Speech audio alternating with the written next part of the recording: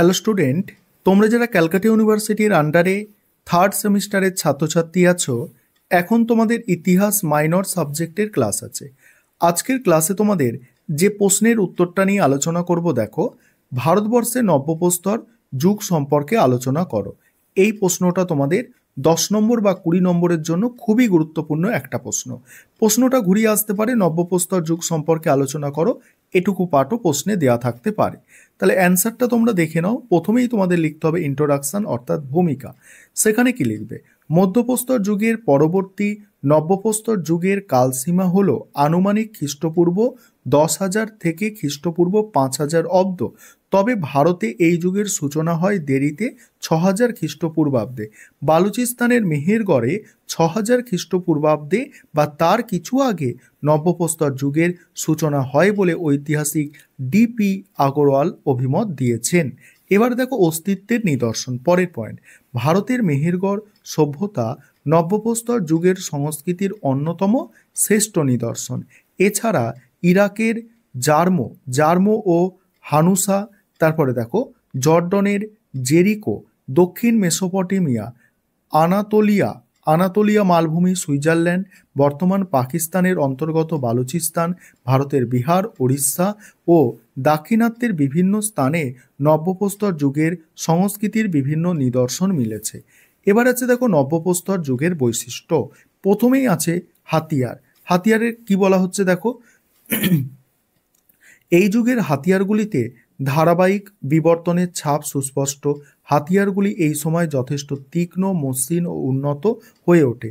এছাড়া কুলো, হামানদিস্তা, শিলনোড়া, জাঁতা, হাতুড়ি, বাটালি, তারপরে দেখো নেহাই প্রভৃতি যন্ত্রপাতির উদ্ভব এই যুগে হয়।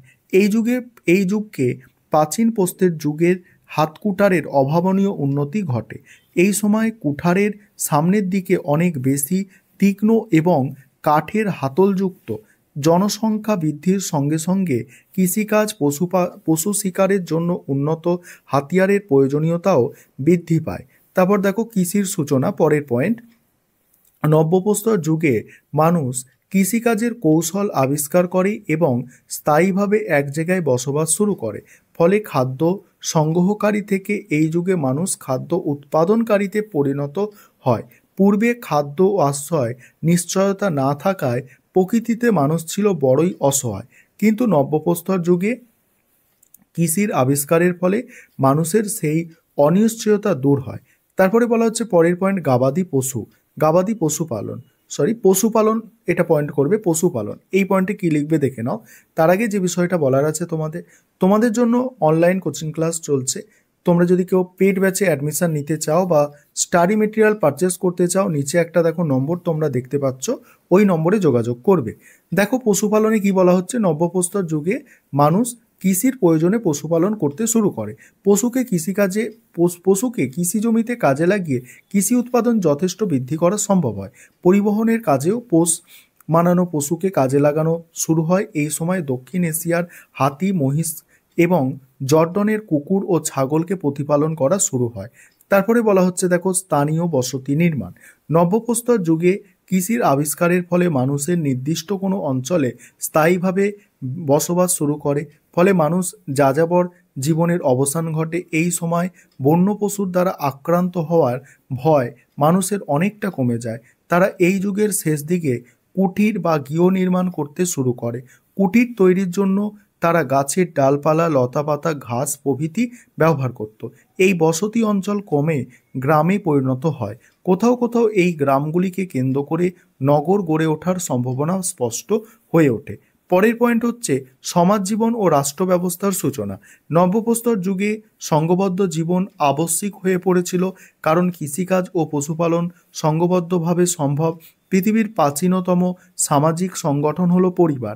কৃষি ভিত্তিক সামাজিক অর্থনীতি জীবন টিকিয়ে রাখার জন্য সমাজে চালু হলো শ্রম বিভাজন। নারী ও পুরুষেরা নিজেদের মধ্যে শ্রম ভাগ করে নিতে শুরু করে।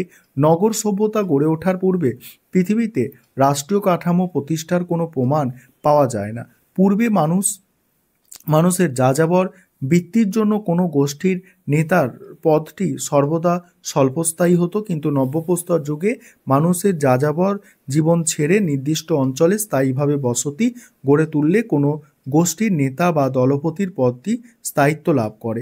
উর্বর কৃষিজমি দখল ও অন্যান্য কারণে বিভিন্ন গোষ্ঠীর মধ্যে সংঘর্ষ হতো, আর সংঘর্ষের জয়লাভের প্রয়োজনে দলনেতারা তাদের গোষ্ঠীর ওপরে বিভিন্ন নিয়মকানুন চাপিয়ে দিত। এইভাবে একটি প্রশাসনিক পরিকাঠামো গড়ে উঠেছিল।